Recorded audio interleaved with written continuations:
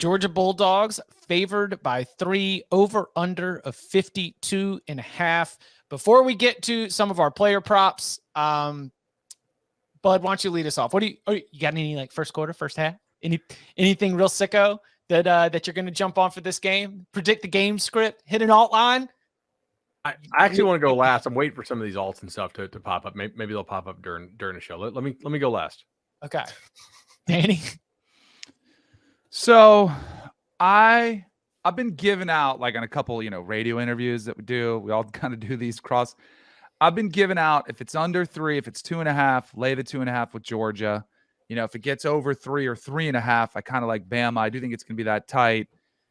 For our locks purposes, I don't have a lock on the side, but I do like the under, and I probably lean to the first half under ahead of the total of the game under.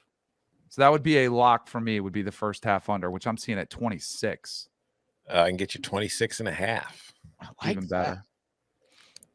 I just think the defensive adjustments that'll be taking place here. We were talking about it earlier about how you got film, you got some of those bunch looks to look at, you got the personnel. No Mechie, I do think will slow down Bama's offense somewhat. And I do think that Georgia will probably try to limit Stetson Bennett. I don't think they're going to go out there and be taking a ton of shots. They'll dial them up exactly when they need to. And I think they might look at what they just did against Michigan, who had a really strong front seven, and they're like, nope, we're just going to bully you, and we're going to try to do that. I think they might try to do that against Alabama. Tom, what are you thinking? Oh, man, I don't really love anything. That's the problem. Like, when it comes to the spread and the total, I'm not really super excited about either of the options. I, for the purpose of the show, I'll lock up Georgia -3, but I'm not highly confident in it. I think that Georgia could win, but I feel like if Georgia wins, it's going to be close because it's probably going to be a lower scoring game because that's the way Georgia's going to want to play it. If Alabama wins, I don't think it'd be as close. I think it'd be a higher scoring game, and Alabama kind of pulls away, kind of looks like what the first game did. So here's what I would do. I would go Georgia -3. They're at 2.5 now, aren't they? Is there a 2.5 yeah, out there? I'm looking at our William Hill. Caesars has 2.5. There's there we 2.5 go. out there. Give me the 2.5. Here's what I'm going to do. They're not up yet, bud. Sorry, I'm still waiting to. I am going to take Georgia -2.5, and then I'm going to take Alabama -6.5. Yeah. Because if Alabama wins, I think it's going to be by a touchdown at least. Yeah. Alabama plus the points. Can I get a +3? We still got any +3? Oh, yeah. Alabama plus the points. Alabama money line sprinkle. And I like the first half under, but I think I'm going to follow along with the point that was made earlier in the chat. I think that this game ends up getting just a little bit loose in the second half, and 52.5 is pretty low. Like you said, last 3 have gone over 60. And so if I've got a full touchdown from that number, and I know what Bryce Young's explosiveness can be, I just think there's too many touchdowns out there available with all of the speed. It's a little bit, I used it as like an exhibition game, but it's still from that same idea. It's like, there's just too many good players on the field. This game is in a vacuum. It's so unique. The idea that one miscommunication, one busted coverage, one bad angle on a tackle, when both teams are this good, I'm going to go ahead and I will take the over 52.5 to go with my Alabama +3. So my numbers say Georgia. They also said Georgia the first time, right? And I do think there's an element here where Georgia's faced kind of one quarterback this year who's worth a damn. That's too strong.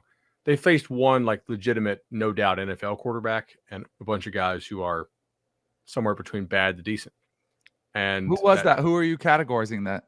I mean, I think Hooker is decent me too. for a college quarterback, but like it's also that Baylor system where you can be decent or great and you're still going to put up huge numbers. It's kind of a hack for CFB with the hash marks, and I think Mullen's offense back then was, pretty good, although they were starting to a little bit implode there.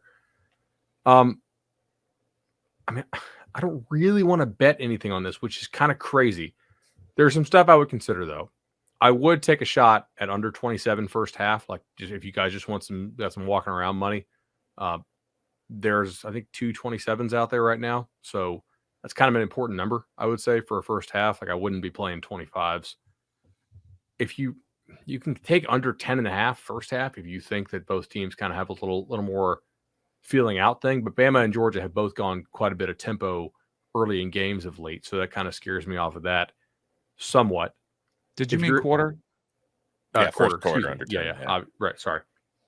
I think some alt lines could be interesting here for sure. Like, how do you game script this? Is there a chance that Georgia blows out Alabama?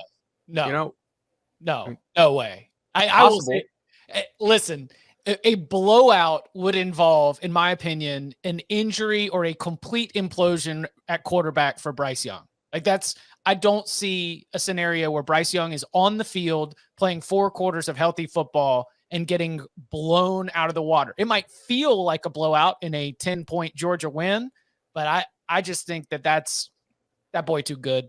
He's too, we just saw, like you mentioned it, plays where he was even just taken off and running ended up being some of the biggest expected points added and win probability added. Like those moments where he is the most outstanding player in college football and can just make things happen in a way that nobody else on the field can.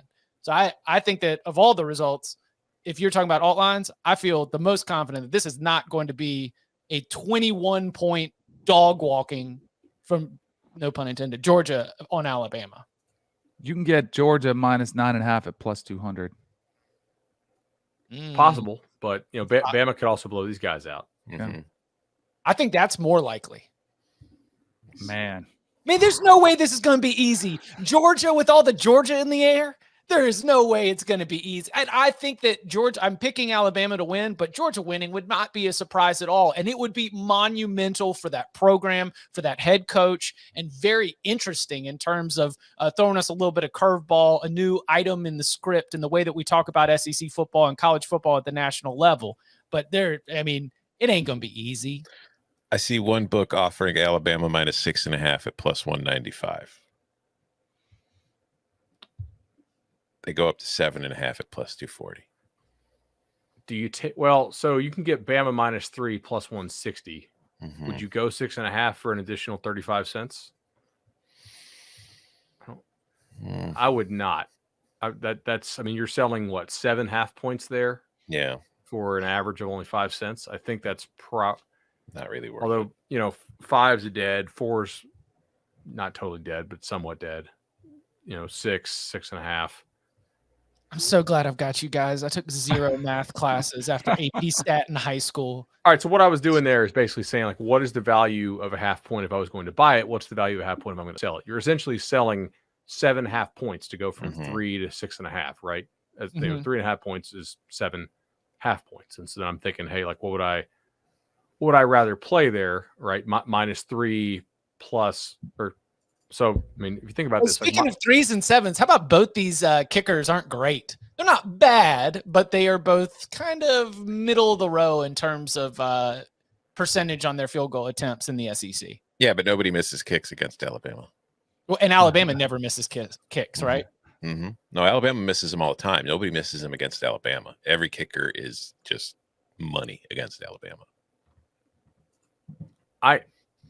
I think I would rather play the minus 3 at plus 160 than the 6.5 at 195. Yeah, I would agree with that. But it's not as fun.